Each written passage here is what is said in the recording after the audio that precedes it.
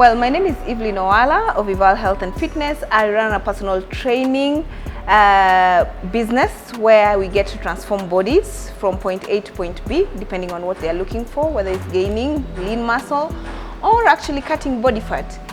However, I got into this business from a corporate environment. I used to work in a bank, right? For almost 10 years, I worked in a bank. And I actually did enjoy what I was doing in the bank. However, at some point, I left the bank to be able to start business. Yes, so when I started business, my initial thought was not really running a personal training business, but more or less like, you know, since I was already working out, is like maybe selling gym wear, for example.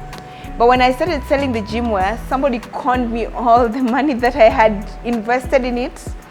And that's how comes I decided then I have to do something else that does not involve me getting capital. So the first thing that came to mind was personal training, since I had done some training before on nutrition for myself and also just working out for myself. And also, anyway, my husband had been working out, so he was a source of inspiration, a lot of it.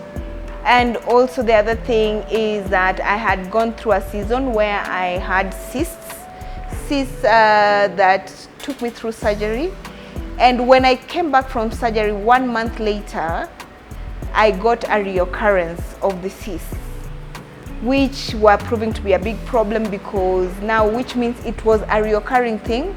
And if I didn't correct it from the root cause, then I was gonna have a reoccurrence and keep going into surgery. Because I met someone actually who had gone for 13 surgeries for cysts. So that really scared me. I went into study about women, hormones, cysts, fibroids and stuff, to be able not just to help them, but to help myself. I needed to save myself. So when I was able to execute or use the information that I had gathered to help myself, then I now started helping other women, and before I knew it, business grew.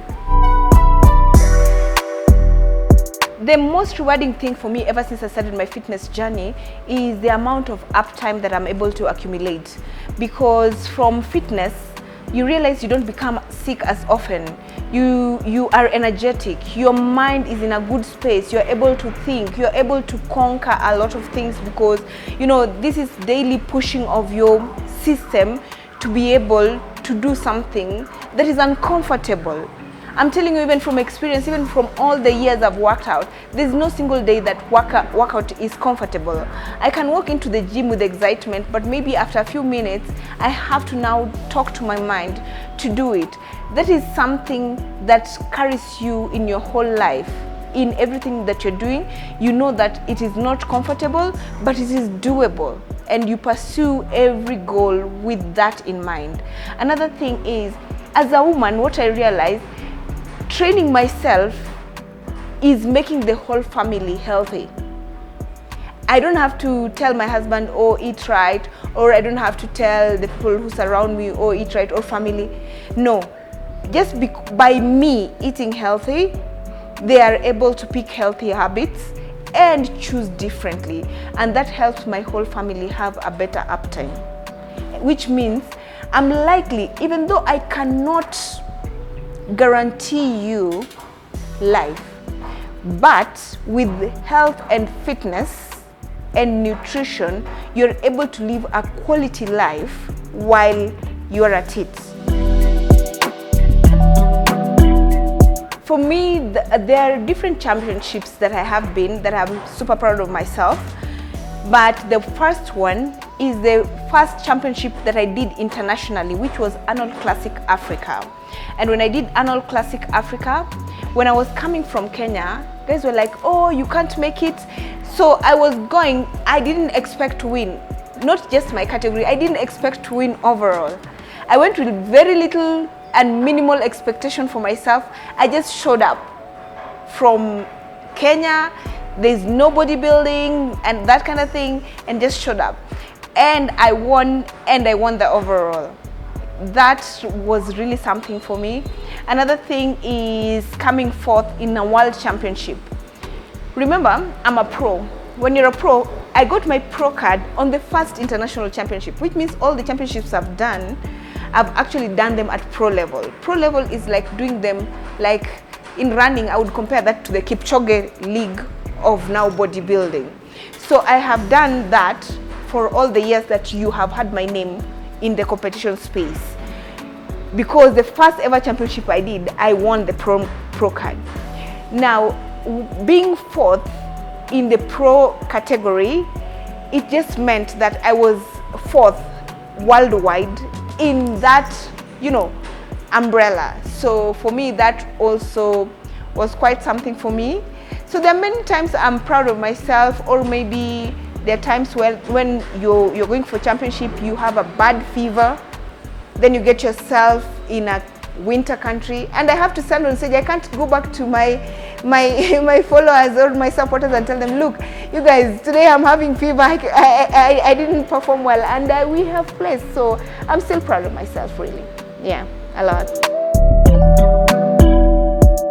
This career is very engaging, and you know, there's a lot of intense training. At the same time, I have to be in the space where I'm present for my family, my spouse, and all that. So I really work on a schedule for me to be able to accomplish most things. There are things sometimes I just block, I'm like, I cannot go beyond this time, but all is based on me trying to balance my life again, because I have to also give quality time to family, just the way I give quality time to myself, and also to professional bodybuilding as well. Well, we have so many people who actually go through fitness and who I have mentored as well as a person, and some are still under mentorship at the moment, because they come and when they start flying, you let them fly like that, yeah. And it's very important, because from you they gain the fruits of how to go about these sports as a career. Remember, I'm getting older, so you see, you need continuity in the sport. So yes, there are several women, and I'm so proud of them, and they keep, you know, working harder and harder. Some in international spaces, they are also trying their best, etc. So yes, there are, and the benefit of working in this space is also to be able to know how and where you can generate more income, because again, bodybuilding does not pay on the stage as much as athletics, but in endorsements and stuff, it can pay you more, right? So you have to know where the benefits are. So if your head is just stuck on the prize money, if you weigh that against your preparation, and this is still an upcoming sport in our society, an upcoming sport means there are still very few cooperatives or individuals who are willing to throw their money there and all that. So it will take a minute. I mean, we have to accept, because you know, Kenya is just learning. In fact, some people still don't understand bodybuilding. So it is up to us, we keep on educating people. So because of that, you educate them how to make their money, how to make a living, how to live in this space, yeah. Well, having spent a lot of time in bodybuilding, what I need people to understand is how bodybuilding works, especially as a woman, yeah. Women having muscles, some communities will view it like, oh, are you trying to be masculine? Just because they don't understand. Because look, do I look like a man? I look like a lady, but with muscle, right? So basically, they need to understand the difference of, you know, this as a sport, so that they support. Because there are people who have great potential, but they are hindered by their surrounding, the community. Sometimes we get ladies who compete in one championship, then they are criticized so much that they never get back to that stage again. So in an effort of trying to grow, you still don't, the courage, we need the support of the community to understand what we are trying to do, and this can earn someone a living, and etc., for them to be able to support. And I'm talking from experience, because think about it, I was one of the first Kenyans who ever did bodybuilding, and you can imagine the level of resistance that I went through until I got to the point I got to. If I listened to everybody else, I wouldn't be here. You wouldn't even be interviewing me in the first place, because I would be nowhere, you see. So all those things are very important. You might be holding someone's career that will help them prosper and become somebody very important. I think for women in sports are looked at like they are not working, and I'm wondering why. Because they are working very hard. In fact, they are fighting a lot of things and the complexities of womanhood, which include hormonal fluctuations, to be where they are. So they need a lot of support. And you know, some people take advantage because women are emotionally wired. So they use trigger points to try and stigmatize and just, you know, make people not succeed, which is not a good thing to do. One, I train both men and women, by the way. It's only that me being a lady, there are fewer men naturally, but they are there. They are men who believe it or not, a woman will do it better. But yes, I train men and women. But for the women, one thing I can say for sure is that they have to create discipline and consistency for themselves. Whatever they do now will catch up with them sooner or later. And as I always keep on saying, your body is like a car, all right?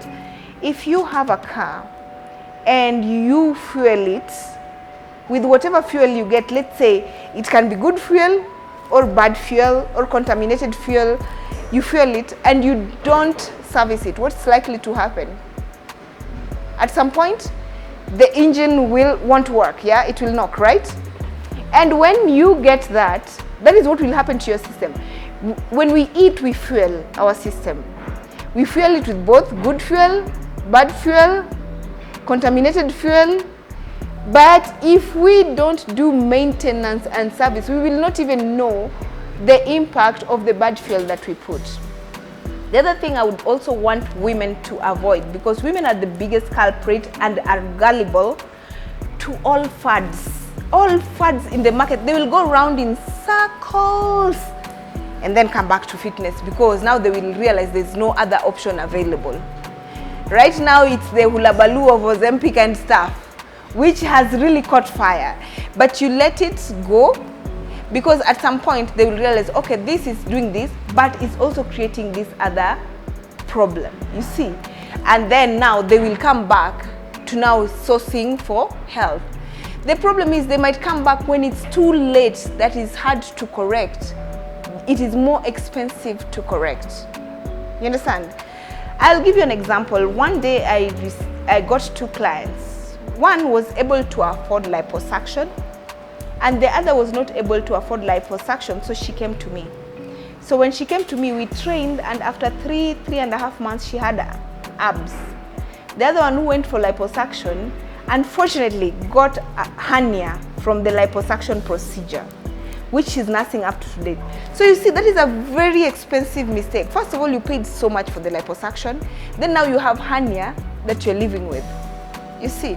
So sometimes we make it's very hard to go wrong with health and fitness.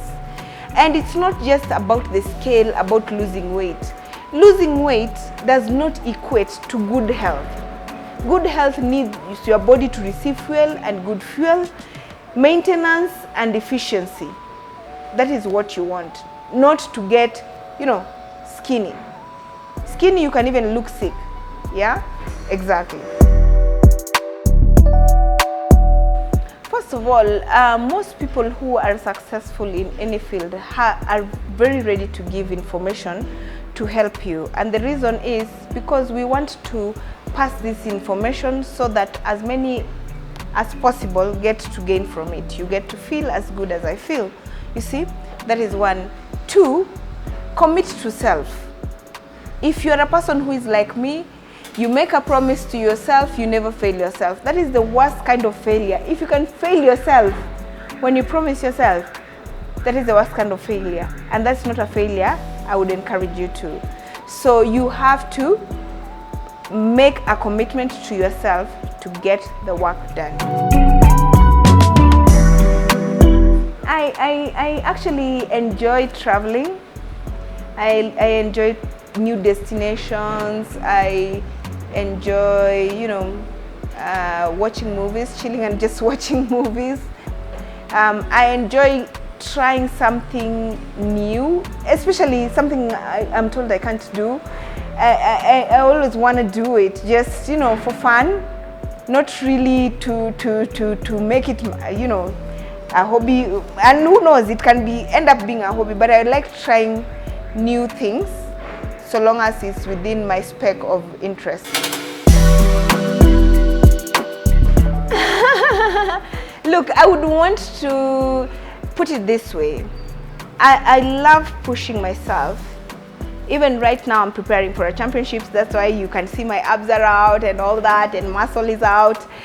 But so I'm preparing for a championship. But I can tell you, it's way harder because right now, age-wise, I'm mid-40s, tending to now the other, 50s and stuff.